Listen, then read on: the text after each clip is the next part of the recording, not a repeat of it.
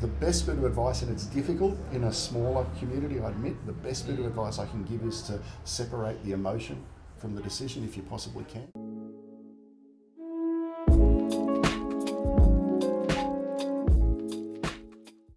Hi, and welcome to Coffee with Confio. I'm William Freitas, and today's topic is connecting with your community. Today we've got Trevor Weeding from Development Pathways on the show. Thank you for coming on the show, mate. Thanks, Will. Pleasure to be here. And it's great to have you on the show, specifically talking to you about connecting with your community, because you do it so well, right? I admire how well you do it. And I want to talk to that so we can give some, value to the business owners out there, so they can better connect to their community. But firstly, tell us about Development Pathways and what it is that you do. Sure. So I started Development Pathways earlier this year. Maybe not such a great decision given what's happened in the world. But I found that over the years I'd noticed a lot of small businesses, particularly sole traders, growing, taking on first employees, or businesses with a couple of employees, and again in growth periods. They were having a lot of things fall between the cracks, not just around HR and employment, but also about the development of the business, how they went about marketing themselves, how that customer experience developed and changes over time and so on. So I felt there was a niche there for someone to come in. So it's a small business consultancy, and yes, a lot of it focuses in the HR space, but also around marketing and again, as we're talking today, how they connect with their community. And that's what I love about you, Trev. It's not just HR, it's not just the service that you're providing, it's about your community, it's about the customer experience. And so that's why we wanted to delve into this a little bit further with you. Tell us a little bit about how you connect with your community and what are the things that you do. It's basically about what I can manage. If you're going to give of your time, you want to make sure that you really can give that time. The last thing any committee or any board needs is someone who's just there to make up the numbers. So yes, if you're going to commit to that, make sure you can really generally put in the time. It really helps if you commit to something you're passionate about, because that passion comes out when you're speaking to others about it as well. And the final thing, I suppose, in my own situation is where could I make the most benefit? Where could my experience be the most use to people? One of the boards I've recently stepped down from, but one of the boards I was on for a couple of years, when you look at the experience of other people on the board, you've got the CEO of a local licensed club, of a local RSL. You've got a local real estate agent from a national network real estate agency. One of the local councillors is on the board. Retired business people, but no one from exactly the same background. So the chairman or the trustee of the business or the charity has got a wealth of experience to call on. So look for where you can make some difference. Because there are some great networks in all these different community-based, programs or organisations. What are some of the organisations that you're part of at the moment? In no particular order, the one I was just speaking about is the St George Children with Disabilities Trust. Pressure's on, don't forget any of them. No, that's it. Look, that's a no-brainer. You visit the local school where these kids go, and you just want to help. You want to help the kids as much as you can. That trust actually helps the families of the children and empowers them and provides funding. They don't do most of the fundraising for themselves, but it manages those funds and assists them where we possibly can. I've been on the board of 2NBC Community Radio for a number of years. I've had an involvement with the St George and Sutherland Medical Research Foundation pretty much since day one, when I was at the local newspaper, and again I've been involved with them as well. So there's a couple of others that I've assisted from time to time where my expertise was useful. But again, it's a matter of giving back to the community. But as I said, if you're going to give back, let's make sure that you do it with the right intention. It's just not just something you want to put on your business card or your website. If you're going to do it, get out there and actually do something. Exactly. And I presume a lot of these organisations have varying levels of commitment and time, for you to put forward. I guess that would be a key consideration, but what are some of the other considerations that you might factor in when selecting an organisation to be a part of? Look, the first one, which can be overlooked, it's not always relevant, but it can be overlooked, is ethics. Is this a good thing for me personally and my personal brand, or for my business to be involved in? Needs to align, doesn't it? Yeah, that's for sure. And look carefully at it. It's a trap that you can fall into if you're not really careful. And not just about ethics, but is it a good thing generally, I suppose. I won't name names or employers, etc., but in my role in the newspaper industry, I was instructed by the general manager or the CEO, who was based in Melbourne, to book a table at a business event. And I did all that, and I was to attend with him, and then the chief financial officer of the company called me the day before and said, "Why are we doing a table at this political party fundraiser? We're supposed to be apolitical. Why have you booked that table?" I said, "I didn't know it was," and the boss didn't know that it was either. Yeah, that right. It was actually, it didn't say on the flyers, etc., that it was a fundraiser, but it was a political fundraiser, essentially. And there was nothing nefarious done or nothing sneaky. It was just he didn't know that and we didn't realise it. So there are traps out there, but yeah, ethics is the most important thing. Is the organisation you're going to support, do they have proper ethics about what they do? Is it legal, for example, all that sort of stuff?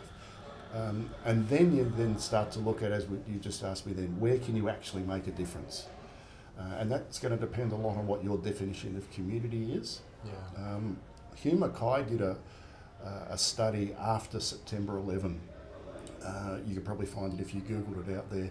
But what his research found was that people's sense of community just shrunk overnight almost. So New York City became a community on its own because the planes had hit the Twin Towers. Yeah. Whereas prior to that, their sense of community might have just been their suburb or their area or where they went to school or something like that. And that had flow-on effects all around the world and even back in here in Australia. People's idea of community, it shrunk very much so, and people looked much more micro about what they felt about community because of flow-on from all that sort of effect. Yeah. So your own definition of community is going to vary.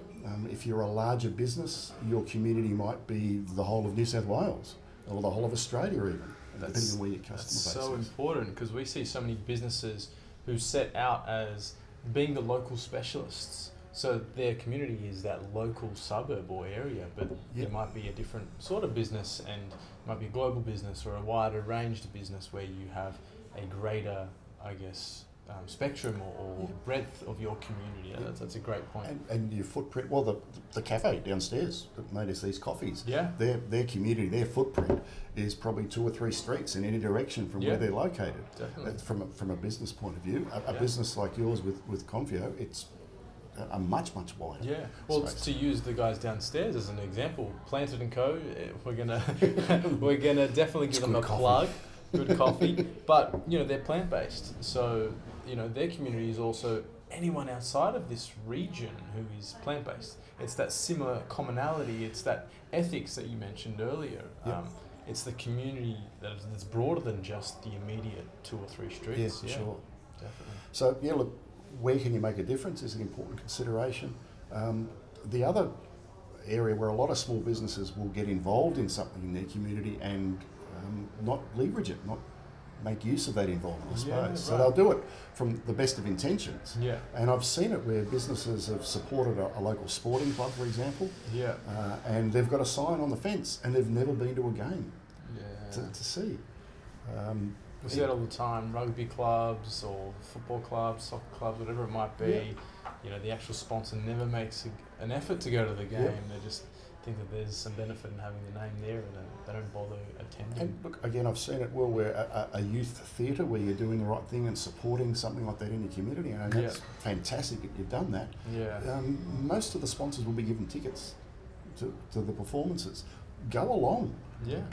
Go and see what it is you're supporting, etc. as well. And take your clients along too. Very much so. Yeah. And you will find that at all of those sort of things, that the people organising, whatever it may be, the people on the committees, the people involved in the charity, they will want to thank you. And they want to take you by the arm and take you and say, "Hey, I want you to meet Will. He's done this thing for us. He's been great, a great supporter." Yeah. They'll want to have that opportunity to thank you for your support. Yeah. There are some key benefits for business owners being part of communities and connecting more so with their community. Absolutely. Most definitely. What sort of tips and tricks would you give in addition to that for business owners when connecting? Look, the first is to get that sense of what from a business point of view, what your community is, whether it's geographical, whether it's a particular sort of business. It might be that you only decide that you want to connect with a particular culture group, an Asian community or something of that nature, or whatever it might be. the best bit of advice, and it's difficult in a smaller community, I admit, the best bit of advice I can give is to separate the emotion from the decision if you possibly can. Okay. Having back up to see what I just did about saying about the kids with disabilities, yep, that was very much an emotional connection. Yeah. The thing there though was I was giving my time. I wasn't pulling out, if I get it out of my pocket, I wasn't pulling out my wallet, I wasn't pulling out my checkbook or my credit card. I was giving them my time. Yeah. And if I'm going to commit my time, yes, obviously there's an emotional connection here that made me want to give my time to that particular cause rather than another. But if you can, separate that emotional decision from it. By all means, support them if you want to write a check or pull out your credit card. But remember that it's your business that's doing this. Can your business afford to do that sort of thing? And on the other side, if you do commit your business to that, there are often ways where your staff can become involved, for example. The Medical Research Foundation I mentioned, there is one business based in the Shire, and one of the reasons why they decided to support the foundation and the work that it does is because their team and their staff could get involved.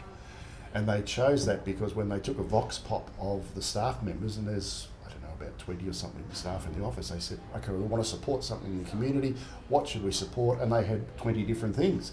There was people wanted to support the Cancer Council because someone in their family had cancer. People wanted to support Leukemia Foundation, people wanted to support Women's Refuge, all that sort of stuff. They chose the Medical Research Foundation because that foundation funds a whole range of medical research at their local hospital, so there was the local connection, but it funded a whole range of research projects, so it covered a whole lot of I think that's a sections. great point too, from like an employee culture, a company culture element as well, having your staff buy into who you're going to support in your local community. I think that's a fantastic point. You can't buy that sort of employee engagement. You can go to all the training sessions in the world, but you get your employees working together as a team, get them together at a weekend, whether it be just we're all going to go and help out at the local charity who've got a barbecue at Bunnings. We're going to divide ourselves into teams of two, and two of us are going to be there the whole day supporting that and nothing cooking beats sausages. a sausage sanger That's from it. Bunnings. And nice plug for Bunnings too, by the way, I just realised. Well, there you go. You can always sponsor us, Bunnings, it's That's fine. great. Talk to us about how you leverage those opportunities, I guess, because, and I want to know specifically how you do it, because so many businesses out there, and look, I might find myself in the same category where we would give our amount of time and we see that there's some benefit for the business, but also we feel a little bit bad that it's the givers gain mentality that yes, things are going to come back if we give, but sometimes it's like, should you ask, for that extra deal when you're dealing with someone within that community? Do you know what I mean? Like, how do you leverage it best without feeling bad as well, like as if you're doing it? I think the first thing to remember is that you've just made a business decision to do this in the community. That's the difference between, that's what I said about the emotion. Right. It's something you personally think is a good thing, and it's like you making a donation to a particular charity that you claim on your personal tax deduction for the year. This is a business decision. You have decided to align your business, and in your case, the Confio brand is out there, which is why you need to check the ethics and legalities and all that stuff. But don't be afraid. There's nothing to be ashamed of in telling people that you are doing this thing in your community. Put if you're allowed to, put the charity, if it is, logo on your website. Proudly supporting, whatever it may be. As I said, go along and attend, and when you go along to if it's a sporting club or a youth theatre group or something of that nature, and you're introduced to people, most people will say thank you, but they'll also say, so what's Confio? What do you do? Yeah, by all means, take that opportunity.